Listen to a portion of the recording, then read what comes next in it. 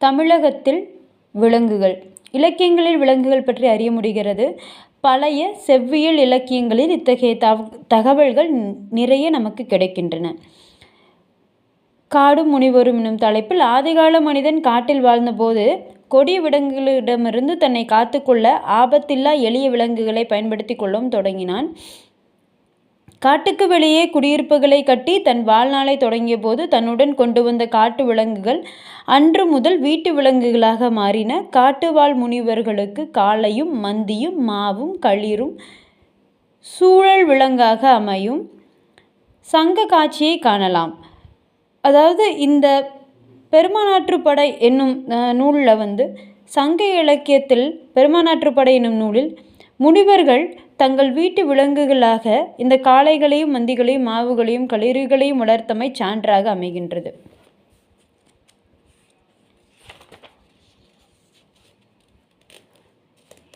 செல்வந்தர் இல்லம். சிலப்பதிகாரம் கண்ணகி கோவலனுடன் தன் இல்லம் நீங்கும்போது வாயில் காட்சியாக எழுதகரு மெகினிற் காவிரி தூமயிர் அன்னமும் துணை என திரியும் என்ற பாங்கை தருவது இணைத்து காணத்தக்கது. அன்றியும் கண்ணகியின் சாயலும் நடையும் மழலையும் கோவலனின் உடனிருந்து நீங்கியவனாக, அதாவது மயிலும் மன்னமும் நீங்காதாக கிளியும் காட்டப்படுவது இங்கு கவனிக்கத்தக்கது. மேற்கூறிய விலங்குகள் எல்லாம் இவள் வளர்த்தன. அவைகள் இவைகளை தன் இனமென சுற்றி திரிந்தன என்று விளக்குகிறார். சிலப்பதிகாரத்தில் கண்ணகியும் கோவலனுடன் இல்லம் நீங்கும் போது இந்த காட்சியாக இது அமைகின்றது.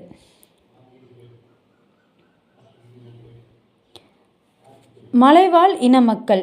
வளர்ப்பு விலங்கான நாயுடன் வேட்டையில் ஈடுபடுபவர்களாக மலைவாழ் இன மக்கள் சுட்டப்படுகின்றனர். பல நூற்றாண்டுகளுக்கு முன்பே மனிதனால் நாய் பழக்கப்பட்டிருக்க வேண்டும் என்று, அதுவே மனிதனால் வளர்க்கப்பட்ட முதல் வீட்டு விலங்காக இருக்கலாம் என்ற கருத்தும் ஆய்வாளர்களால் முன்வைக்கப்படுகிறது. நாய் மனிதனோடு நெருங்கி பழகும் குணம் கொண்ட விலங்கு. வேட்டைக்கு மோப்ப சக்தி மிக்க நாயை பயன்படுத்தினர்.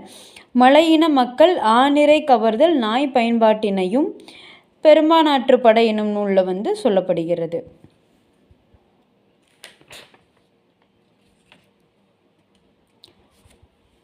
அடுத்த தலைப்பு தொல்காப்பியம் மற்றும் சங்க இலக்கியத்தில் அகப்புற கோட்பாடுகள்.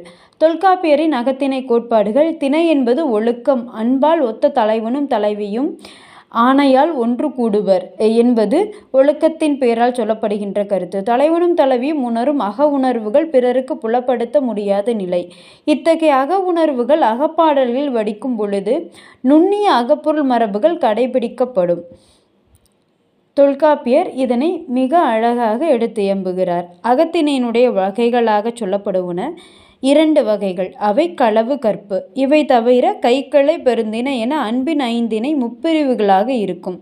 திணையின் வகைகள் குறிஞ்சி, முல்லை, மருதம், நெய்தல், பாலை என்பன 5 இந்த 5 தனித்தனியே நிலங்கள் பகுக்கப்பட்டுள்ளன.